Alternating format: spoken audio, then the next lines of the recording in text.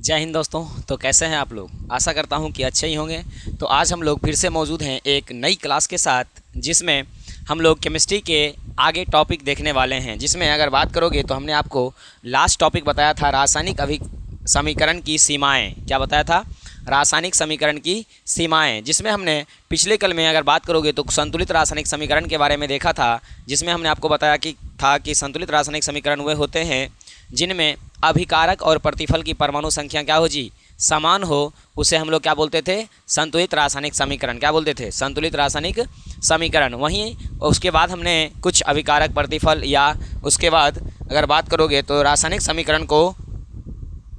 समीकरण से प्राप्त होने वाली सूचनाएं, रासायनिक समीकरण को लिखने का नियम, इसके अलावे कुछ बातें हमने क्या किया था।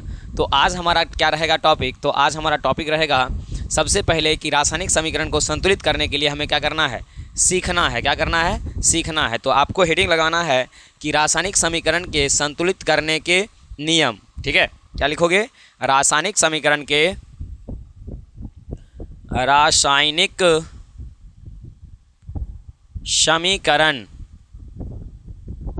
को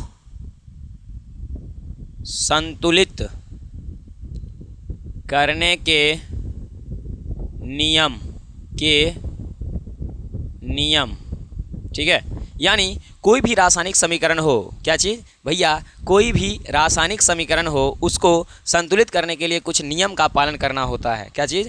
कुछ नियम का पालन करना होता है। जिसमें अगर बात करोगे तो रासायनिक समीकरण को संतुलित करने के लिए जो है टोटल 2 नियम दिए गए हैं। कितने नियम दिए गए हैं? 2 नियम दिए गए हैं। जिसमें से अगर बात करिएगा तो पहला नियम जो है वो होता है तीर तुक्का विधि या अनुमानित विधि। तीर तुक्का विधि या अनुमानित विधि। और दूसरा होता है बीजगणितीय विधि या आंशिक विधि। अगर बात किया जाए तो ज़्यादातर जो है क्लास 10th में जो है आपको तीर तुक्का विधि या अनुमानित विधि का प्रयोग करना है। आंशिक विधि या बीजगणितीय विधि का प्रयोग नहीं करना है। लेकिन भाई आप पढ़ कहाँ रहे हो? तो जीनियस क्लासेस में। तो यहाँ पर क्या होगा, आपको दोनों विधि बताया जाएगा और उनमें से आपके लिए जो परफेक्ट रहेगा, या आपके एग्ज़ाम में अगर सिर्फ मान लिया जाए कि अनुमान या तीर तुक्का विधि पूछता है तो आप क्या करो? उसे ही बताओ। तो आज का क्लास हमारा मुख्य रूप से रहेगा समीकरण को संतुलित करने के लिए सीखना। तो यहाँ से हम लोग लिखेंगे कि रासायनिक समीकरण को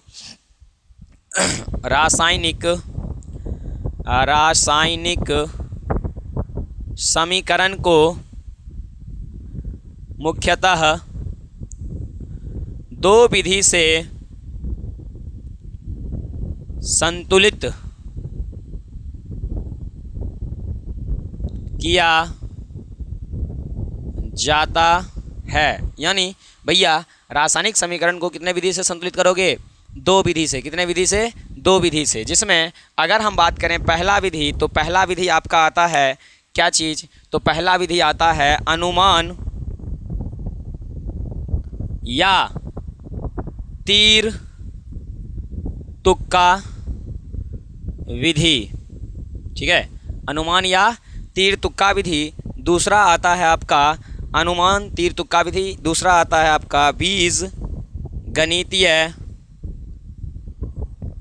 विधि या आंशिक विधि। क्या आता है? आंशिक विधि। तो किसी भी रासायनिक समीकरण को आपको 2 विधि से सॉल्व करने के लिए आना चाहिए। जिसमें पहला आपका है अनुमान या तीर तुक्का विधि, दूसरा आपका है बीजगणितीय विधि या आंशिक विधि। ये दोनों नियम आपको आना जरूरी होता है। तो हम लोग आज के क्लास में पहले चर्चा कर लेते हैं अनुमान या तीर तुक्का विधि क्या है। तो आपको यहाँ पर आगे बढ़ने के लिए इसको साफ करना पड़ेगा। तो यहाँ से अगर ध्यान दीजिएगा तो हमें कुछ एक समीकरण लेना है। क्या करना है भैया? कुछ एक समीकरण लेना है, जिसमें से हमें उन्हें संतुलित करके दिखाना है। किससे? तो अनुमान या तीर तुक्का विधि से। किससे समीकरण को संतुलित करेंगे? अनुमान या तीर तुक्का विधि से। ठीक है, तो यहाँ पर अगर बात किया जाए तो आपको एक समीकरण लिया जाएगा। ठीक है,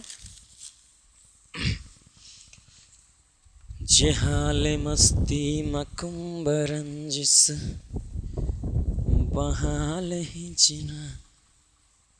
चलिए, तो आज हम लोग सबसे पहले कुछ एक समीकरण लेते हैं। आप अपने कॉपी में हेडिंग लगा देना कि समीकरण को संतुलित करना सीखें। क्या हेडिंग लगाओगे? समीकरण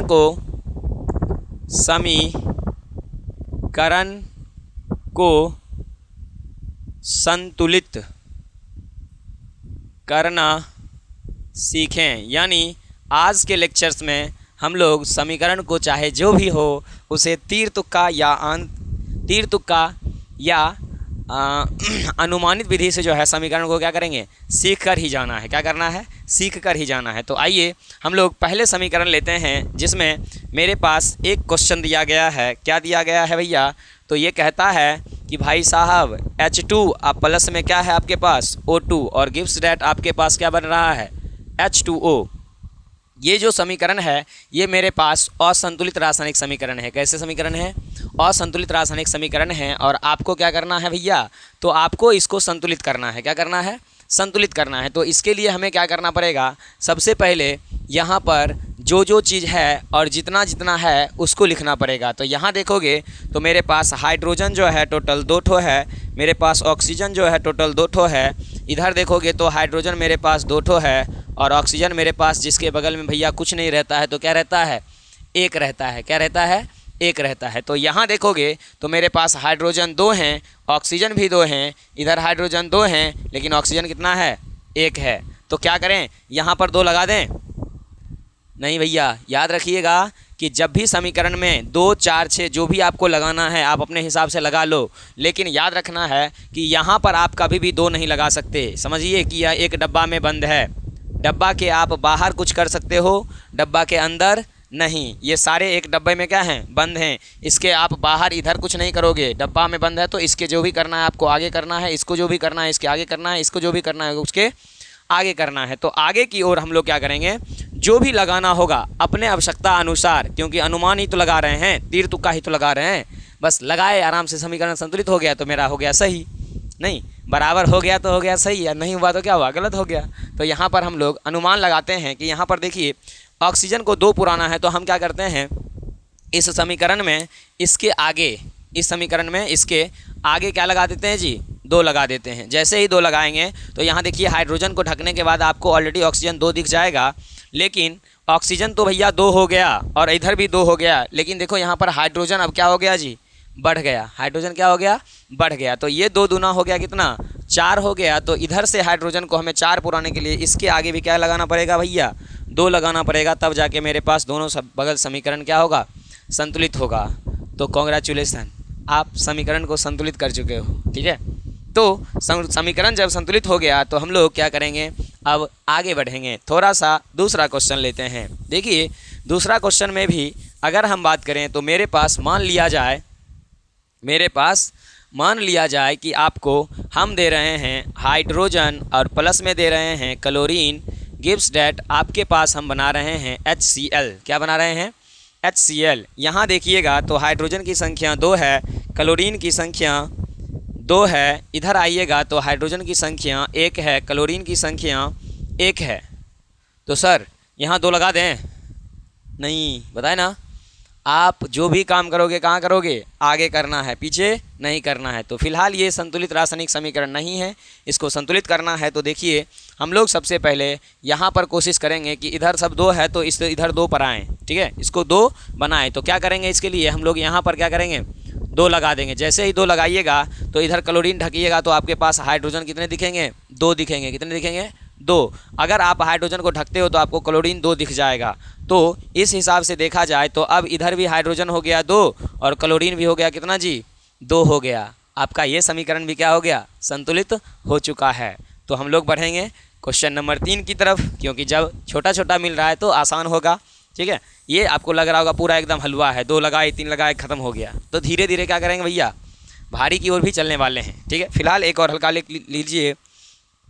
आपके पास है Mg+O2 गिव्स दैट आपको बन रहा है MgO। क्या बन रहा है, MgO। तो ध्यान दीजिएगा मेरे पास इधर भी Mg1, मेरे पास इधर भी Mg1, मेरे पास इधर भी ऑक्सीजन 2, मेरे पास इधर भी ऑक्सीजन कितना, 1।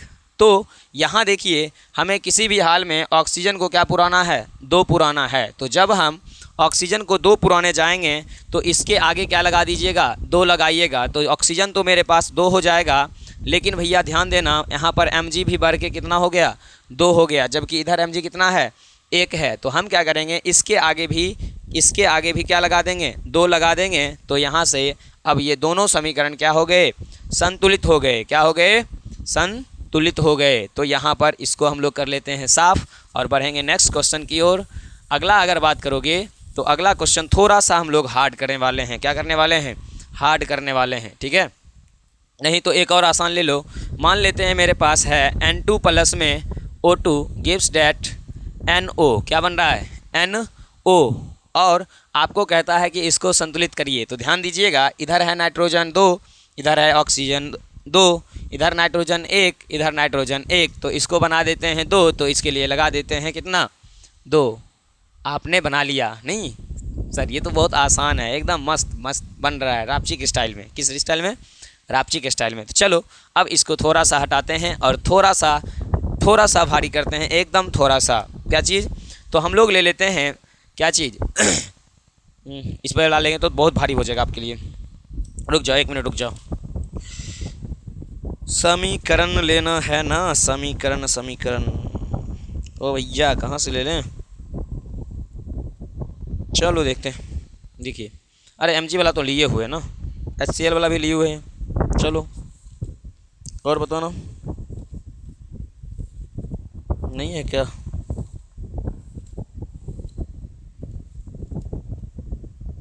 चलिए ध्यान दीजिएगा।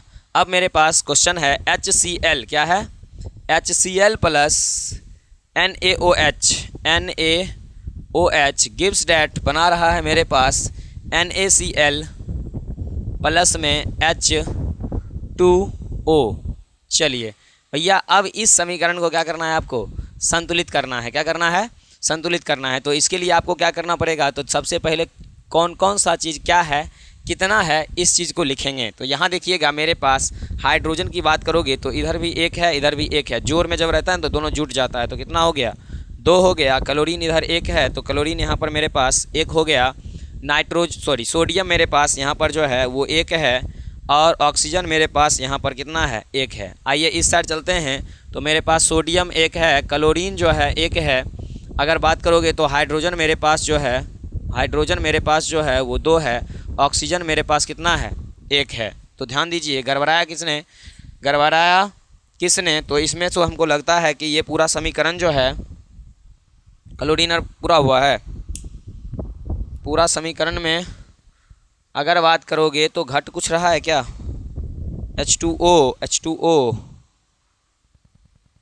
1 2, इधर भी 2, Cl सब तो पूरा हुआ है ना। Hydrogen 2, chlorine 1, sodium 1। ओ भैया ये तो मेरे पास जो है ना संतुलित रासायनिक समीकरण ही आ गया। क्या आ गया, ऑलरेडी संतुलित होके ही आ गया, इसको हमको संतुलित करने की ज़रूरत ही नहीं है। चलो इसको साफ करते हैं, दूसरा लेते हैं, ठीक है।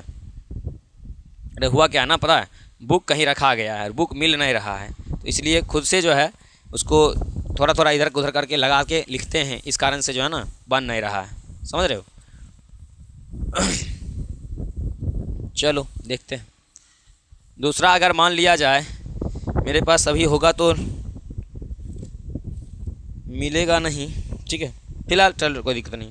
तो भैया इस प्रकार से जो है ना आप किसी भी समीकरण को क्या कर सकते हो, संतुलित कर सकते हो। तो संतुलित करने के लिए इसके अलावा बहुत सारे क्वेश्चंस हैं, लेकिन मेरे पास बुक नहीं होने की वजह से हम आपको क्वेश्चन ज़्यादा लिख नहीं पा रहे हैं। लेकिन फिर भी अगर देखते हैं, अगर इस बुक में मिल जाए तो कुछ मिल जाएगा, ठीक है। सब में जो है आसान हिस्सा लिया गया है, तो इस कारण से हम ज़्यादा लिख नहीं रहे हैं। चलो कोई दिक्कत नहीं है, फिलहाल हम लोग आगे बढ़ जाते हैं, ठीक है। किसी और वीडियो में आपको 10 को क्या करेंगे, 10 समीकरण दे देंगे और उसको बोलेंगे समीकरण को संतुलित करके दिखाइए। तो भाई साहब यहाँ पर हमने बात किया था थोड़ा सा किसके बारे में, तो हमने बात किया कि रासायनिक समीकरण को किस विधि से हम लोग सॉल्व कर सकते हैं। तो रासायनिक समीकरण को अनुमान या तीर तुक्का विधि से क्या किया जा सकता है, सॉल्व किया जा सकता है। इसके अलावे कुछ एक और विधियाँ होती है जिसके द्वारा समीकरण को क्या किया जा सकता है, संतुलित किया जा सकता है, ठीक है। जिसमें अगर हम बात करें तो आपके पास हमने अभी फ़िलहाल में बात किया किसका, अनुमान या तीर तुक्का विधि का। किसका, अनुमान या तीर तुक्का विधि का। एक और होता है बीजगणितीय विधि। इससे रिलेटेड 1-2 क्वेश्चन हम लोग कर लेते हैं। तो अगला हेडिंग लगाइएगा, बीजगणितीय विधि क्या है। बीजगणितीय विधि से समीकरण को संतुलित करें। किस विधि से? तो भैया बीजगणितीय विधि से समीकरण को क्या करना? संतुलित करके दिखाना है। तो आसान ही लेते हैं। सबसे पहले हम लोग लेते हैं mg प्लस में O2 गिव्स डैट, ये बना रहा है MgO।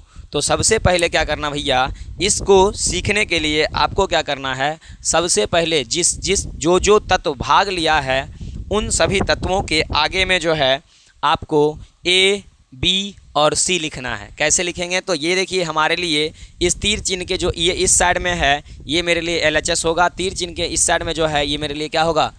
RHS होगा, यानी बीच में आप बराबर मान सकते हो। तो हम क्या करते हैं, Mg के बगल में लिख देते हैं A, ऑक्सीजन के बगल में लिख देते हैं B और लास्ट में लिख देते हैं क्या चीज़? C। क्या लिख देते हैं?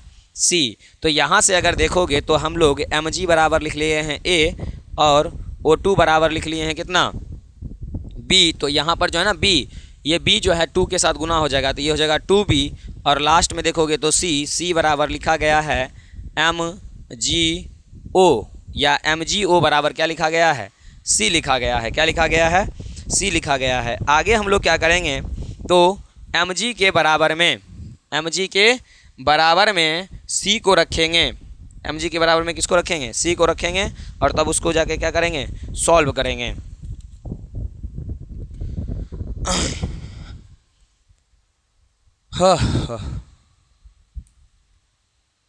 हाँ, तो भैया चलिए अब हम लोग अगला क्वेश्चन देख लेते हैं। और अगला क्वेश्चन क्या कहता है? कहता है कि रासायनिक समीकरण को संतुलित करना क्यों आवश्यक है। इससे पहले हमने देखा कि रासायनिक समीकरण को संतुलित कैसे करते हैं, नहीं। अब हमें पूछ रहा है क्वेश्चन कि ये बताओ भाई, जो तुम कर रहा था ना ये आवश्यक क्यों है। ठीक है, क्या पूछ रहा है कि जो तुम कर रहे थे काम, वो काम आवश्यक क्यों है। तो हम लोग इसका आंसर देकर लिखेंगे कि रासायनिक समीकरण को संतुलित करना आवश्यक क्यों है। तो लिखेंगे कि द्रव्यमान संरक्षण के नियम के पालन के लिए, लिखोगे सीधा सीधा लिखते जाइए, द्रव्यमान संरक्षण के नियम के पालन के लिए, द्रव्यमान संरक्षण के नियम के पालन के लिए, पालन करने के लिए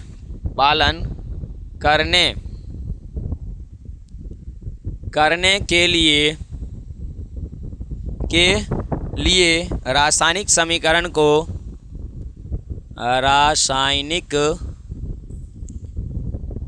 संतुलित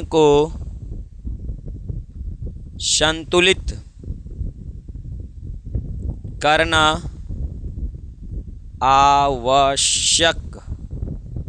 आवश्यक होता है, क्योंकि इस सिद्धांत के अनुसार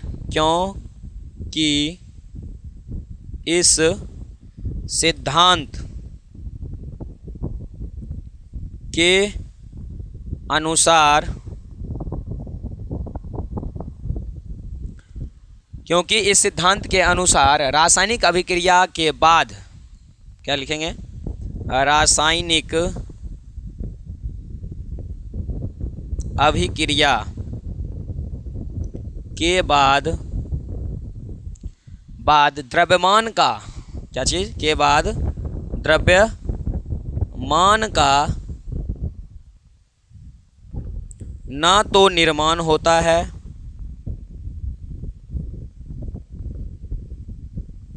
और ना ही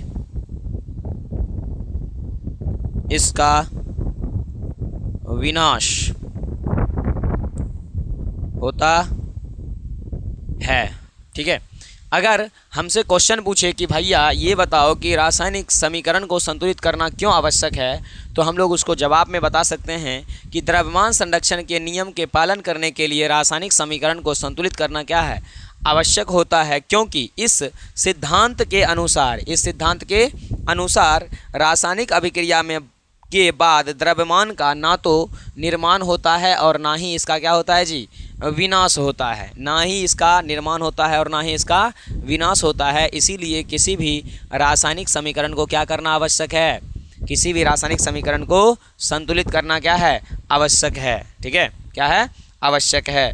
तो यहाँ से अगर हम बात करें तो आपको यहाँ तक में क्लियर हो गया होगा कि हम लोग संतुलित रासायनिक समीकरण को संतुलित क्यों करते हैं या रासायनिक समीकरण को संतुलित क्यों करते हैं। ठीक है, इसके बाद हम लोग चलने वाले हैं, देखेंगे असंतुलित रासायनिक समीकरण क्या होता है, क्योंकि इससे पहले हमने संतुलित रासायनिक समीकरण को देख लिया है। तो आइए, हमारा नया हेडिंग रहेगा कि